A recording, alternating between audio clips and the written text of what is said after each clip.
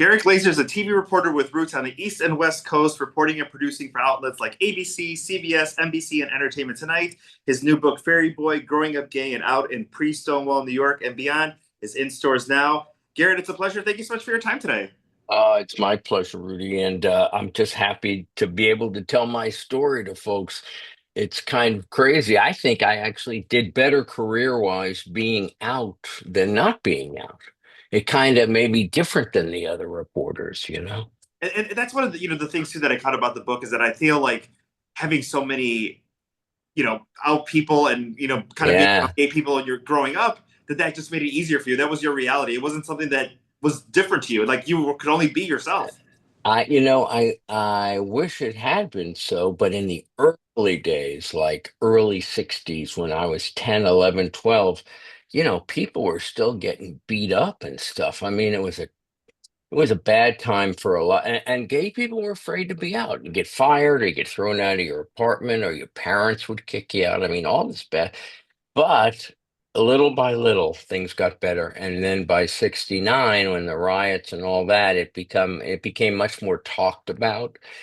And I often say if you accept yourself and are comfortable with yourself, other people are too. That's kind of what I learned. So Yeah, and let's talk a little bit about the book because this is very different than what you initially kind of planned to write. yeah, because I was going to write like career, being out here and there on TV.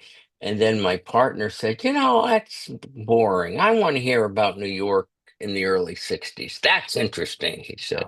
So I began writing both, and over 10 years, I just kept refining and making it more, I think, more interesting. So, When yeah.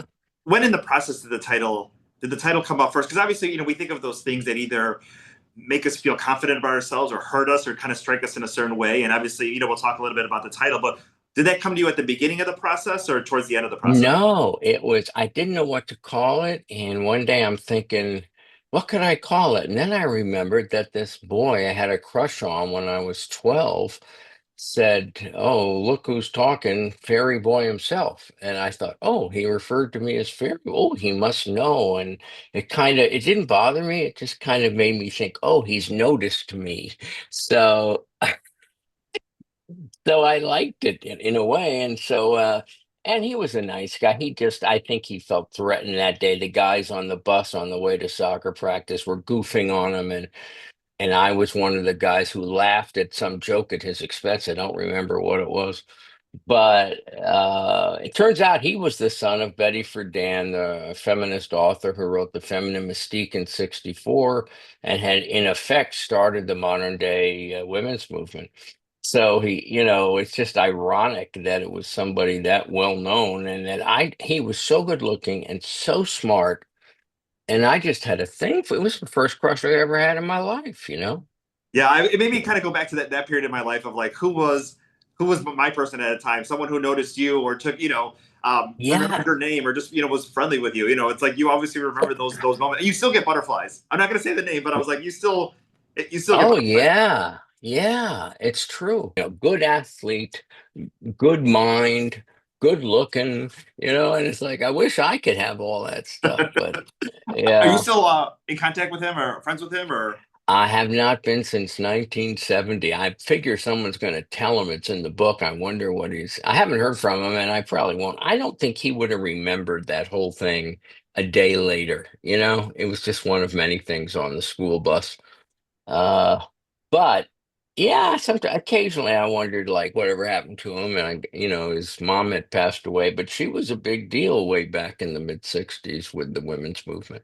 Yeah, I mean, because I want to talk a So. little about that. Obviously, Stonewall, your dad's involvement with the poster for Boys in the Band, the first Pride Parade. I mean, there's so many wonderful, interesting stories, and I'm so glad that you put them in the book because I feel Thank like, you. especially pre-social media, obviously these things can live online for a long period of time. But if you're not sharing these stories, especially your generation and people who actually live these things, like it's so wonderful that you're able to share these things because Oh, the oral thank you. history of our community could easily die if we're not sharing these stories. I didn't realize how many little things had happened until I like put them down on paper and added up a lot of stuff. And I came across kind of a book called USA Confidential, which was really insulting to gay people in the 50s, making fun of gays in different US cities, you know? And so, I mean, you couldn't get away with it now, but it was so insulting and coming up with names for,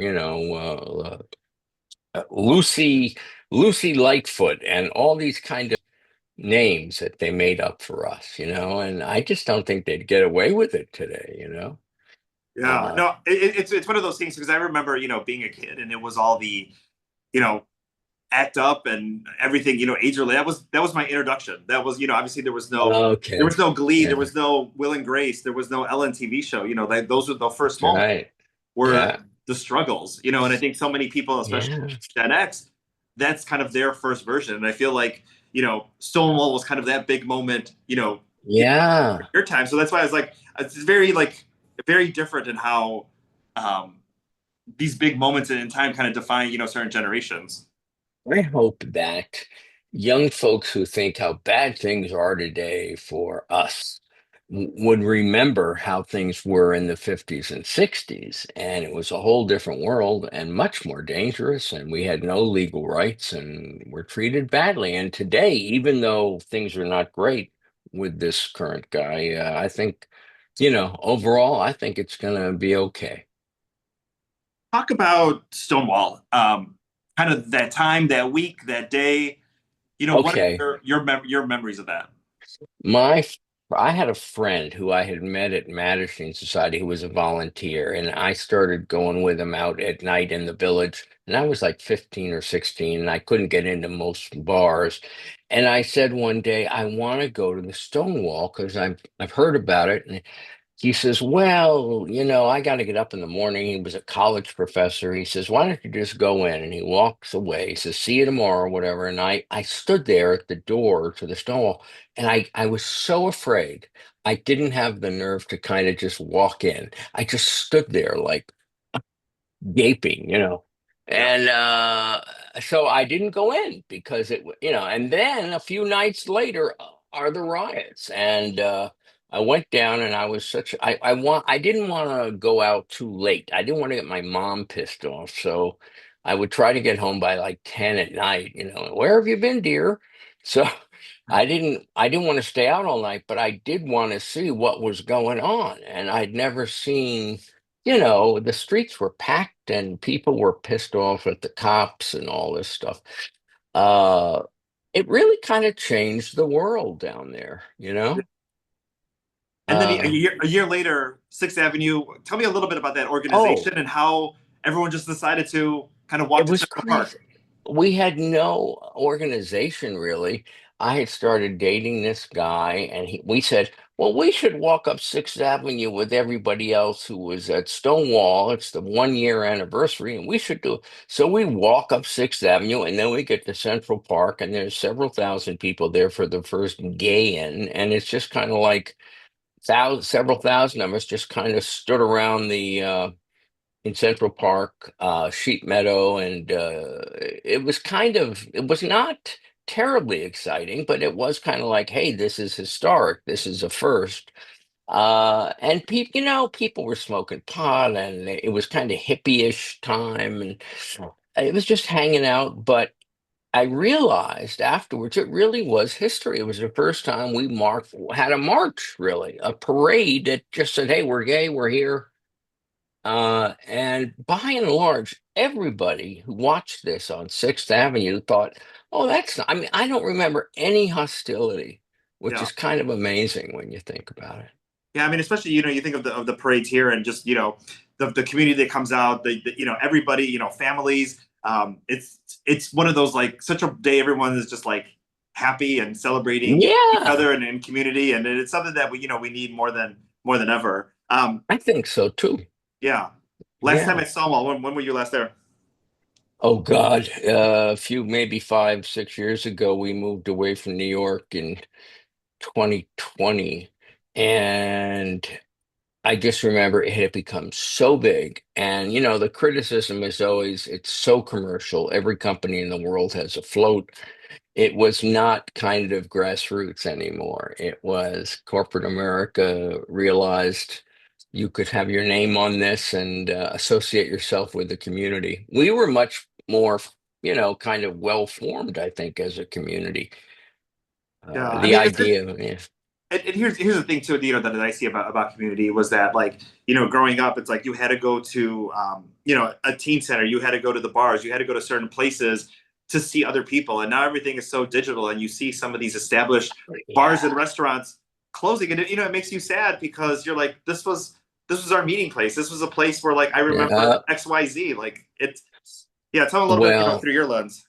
I just remember it was not that eh, I used to go to the Gay Liberation Front and a dance on Ninth Avenue, also at 14th Street there was, and everybody, it was just kind of like hippies and radicals, and protesters, but also just like people who were stoned. And it was just kind of a mix.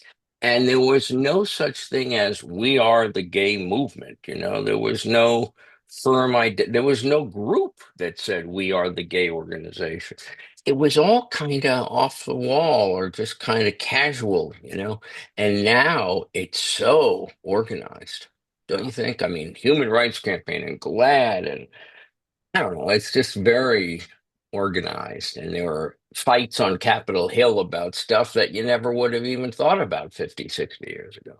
Oh, exactly. I want to talk a little bit about Boys in the Band. Obviously, Oh, yeah. an important film, an important piece of theater. And there was a revival that I got to see that was amazing, which is now, I believe, on one Amazing, of the right? streaming platforms, as well too. But your family's connection, to that. My dad had been a magazine editor, went to work for a couple of movie companies, and he was on a team of people that was reviewing advertising for Boys in the Band at Cinema Center Films, which was one of the companies releasing it. And he just, I walked in, he had these big one sheets on the desk, and then he's looking and he said, "Oh, that looks all right." And I thought, okay, and then I find out like sometime later, people in the community had a problem with the ads. They felt it was too much stereotypical, and but I don't think he thought of that at all. He just thought, is it going to get people in the theaters? Will the poster get people in? And he goes, yeah, I mean, there was nothing terribly outrageous about it, but we were at the point where you started to see advertising for gay and gay related cinema, and there were people to say, I don't like that image. If somebody looks too queeny or too stereotypical in any way. People thought, I'm going to voice my opinion. I don't even think he was terribly aware of the protests. And obviously, I want to talk a little bit about your entertainment career, and maybe some of Oh your favorite yeah, red carpet moments. So being out there, and obviously, yeah, there's things that you think about all the time. Like, I can't believe I talked to this person, or I got to have this special moment. yeah. I remember, God, Brando and people you'd see at movie openings or at junkets for movies. Yeah, And I have always said the vast majority of movie stars that I interviewed were smart, well-spoken, well-read, very aware, not obnoxious. And I, by and large, they were all fine. There have always been a few, usually second-tier celebrities that the ego can play a role. yeah, And yeah, but most of the time I was always amazed at movie stars being so smart and well spoken. They weren't all, but pretty much all of them were, especially top tier people who had really made it in the industry. Well, there was a reason.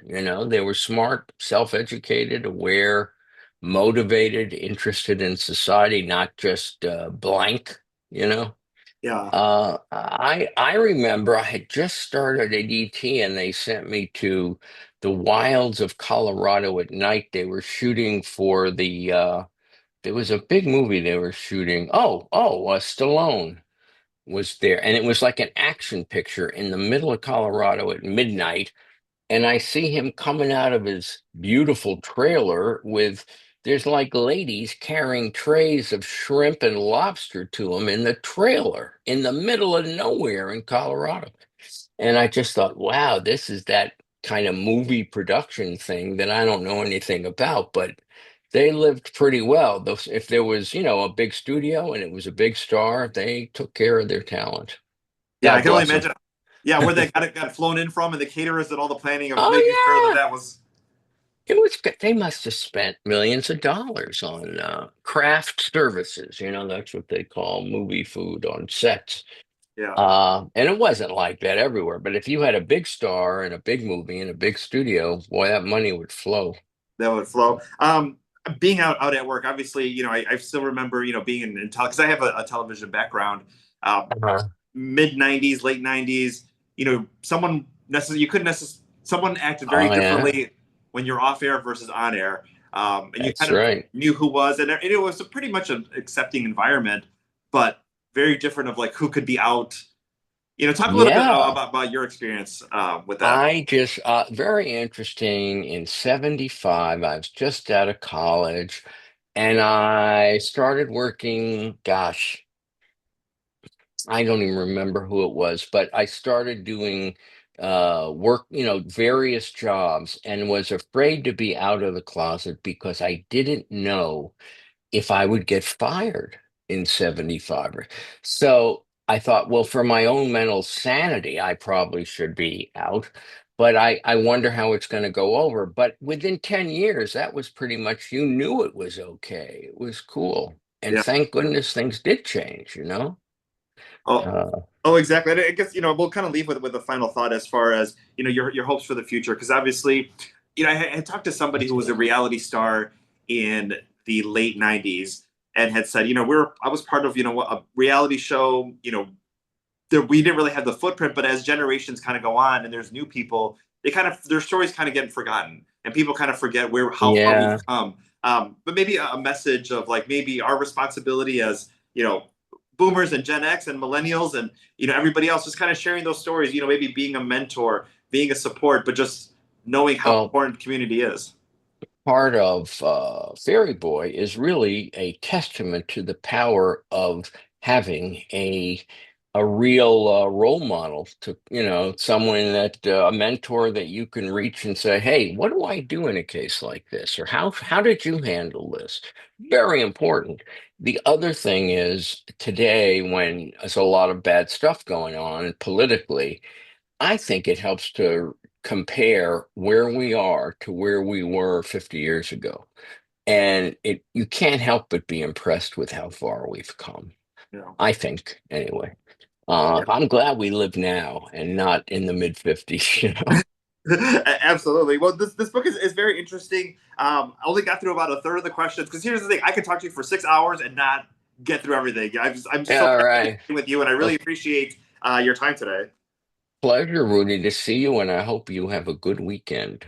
Thank you so much. The book again is called Fairy Boy: Growing Up Gay and Out in Pre-Stonewall, New York, and Beyond. Definitely check it out. So many wonderful stories. Some of the things that we treasure now, there's so many roots in his book that he's connected to, which I am just so fascinated by. But also the history and just that first-person account of what if it was just like to live in that backdrop is just it's amazing. Go check out Thanks. the book. You won't regret it.